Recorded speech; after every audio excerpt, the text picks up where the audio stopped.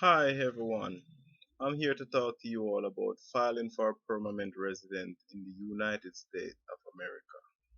Many people bash the USCIS, our Homeland Security, our immigration officer. Many people lash out at them, cuss at them, saying that they're hashed. In reality, they are good people, good human beings. Not saying that at times they does not cross their power, but they're good people. And as long as you do what you're supposed to do on your end, then your case should go smooth. I was told that my case wasn't an easy case, but that wasn't the case when I submitted to USCIS. My case come to a completion within 5 months of submission of my application.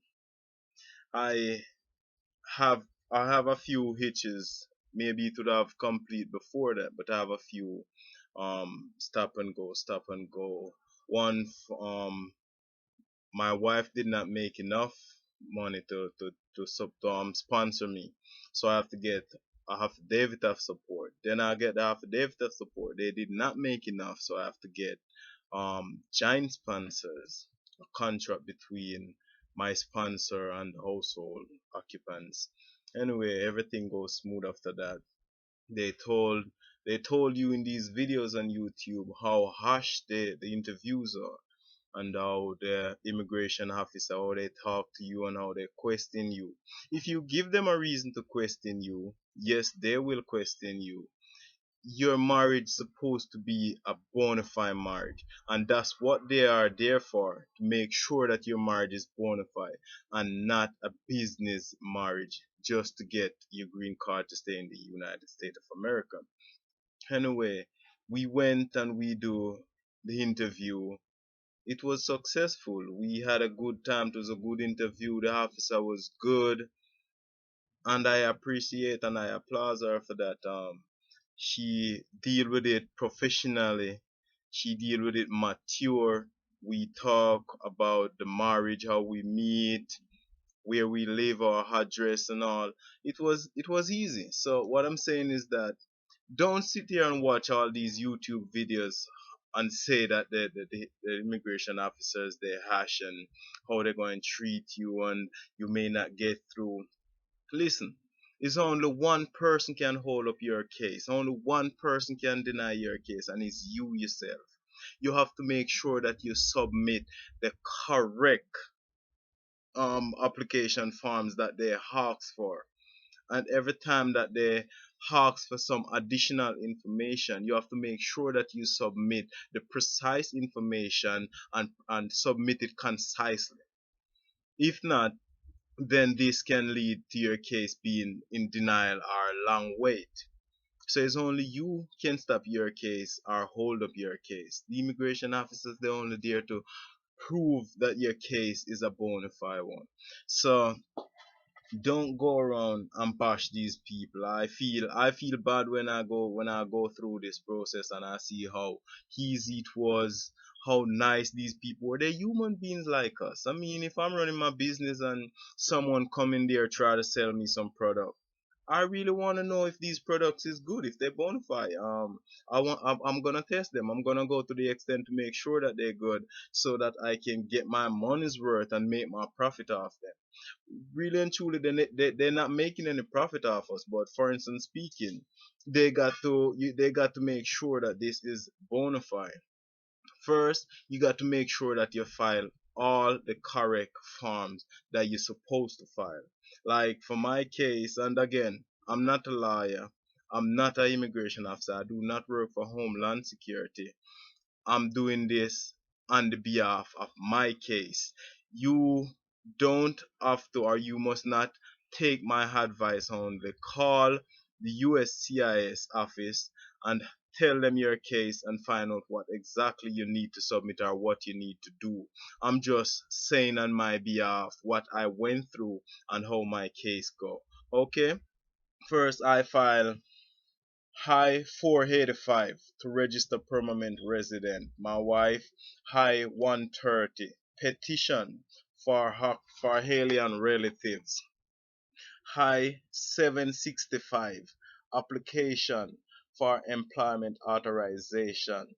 High 864, affidavit of support, or sponsors as we may call it. If that sponsor does not meet the criteria to sponsor you, then what that sponsor can do is have a joint contract between him and another household occupant. Okay, so that's when that secondary person will have to file high 864A, contract between sponsors. Then high 131, application for travel documents. Then you got G325, biometric information.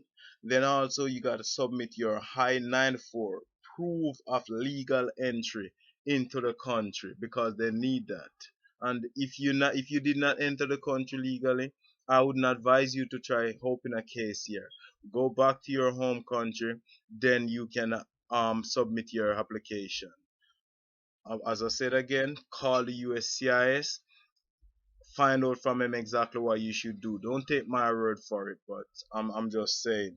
Then you have high 693, report of medical examination. Excuse me.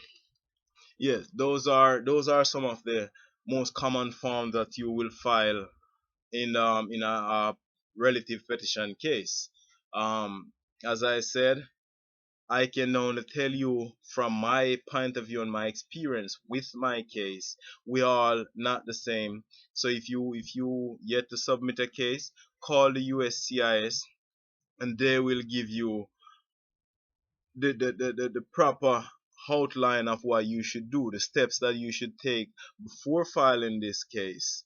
And then from there you can also get you a lawyer, an immigration lawyer, which will help you through the process. We did not use a lawyer because our biggest lawyer was God. Our lawyer was Jesus Christ. So once we submit all them documents, we leave it in the hands of Jesus. And I mean, once you can read and write, then you can complete all your applications form and you can submit them. And that should be good. But if you're not sure what to do, it is wise for you to get a lawyer. It's not mandatory for you to use a lawyer. But if you're not sure what you're doing, it's wise for you to get a lawyer. And having a lawyer, the lawyer know all the steps to take and what to do whenever you come down to a bottleneck. You know how to prepare your case correctly and submit it. I mean, when I submit my case, maybe I wouldn't have that hold up with the affidavit of support if I'd use a lawyer.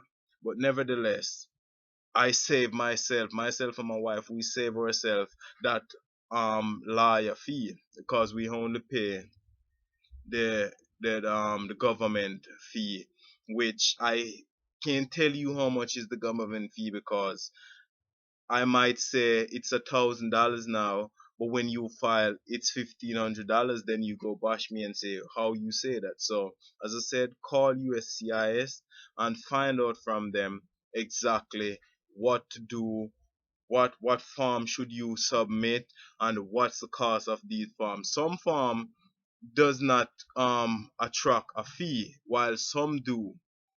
All right, like the 485, the high 130, they will always have that fee. But as I said, if you want to know the price, you call the USCIS or you contact your immigration lawyer and they will walk you through the process. But please don't watch these YouTube video and go cussing these people out. They're good people, they're human being. I admit sometimes they stress and they might snap, which not good. But and then again, your case is in God's hand. So do what you're supposed to do on your side. Leave the rest up to God. And these immigration officer, when you go in, you don't start questioning them. You don't act as if you's the one who's doing the interview. You are the interviewee, not the interviewer. So don't go in and start ask question and make suggestion. Wait until they ask you a question, you answer. And don't answer questions for your spouse. That's annoying. If they ask your spouse a question, let your spouse answer. Even if he's gonna answer wrong, let he answer. And I mean, don't rehearse to go to the interview. No, it's not good. Don't rehearse. You can't rehearse for something that you don't know what to expect. Don't rehearse. Go there, be yourself, speak the truth and nothing but the truth. Let the truth be what it is. Go there, whatever they ask you. If you know the answer, you answer. If you don't know the answer, you don't know the answer. Don't lie. Don't answer for your spouse. But it's fun to know that you can go home back from your interview and you check your file, your case online, and you see case has been approved. We have ordered a new card for you. Card is in the mail. And they give you also a tracking number. You track your card arrive in the mail. You look, you see, oh, I got my green card. I'm now a resident of the United States. But being a resident of the United States still does not give you all the right of a citizen. Again, check your immigration officer, check with your lawyer, and you will find out exactly what you are limited to and what you're not limited to. Don't go and try to partake in everything. Worse, you be an affidavit of support. Don't try to go get government benefit. This can put problem between you and your supporter. So call your lawyer, call the immigration office.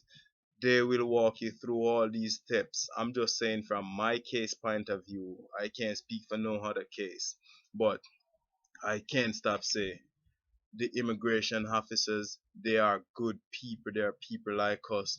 Blood run through their vein. They black, they white. They're good people just like us.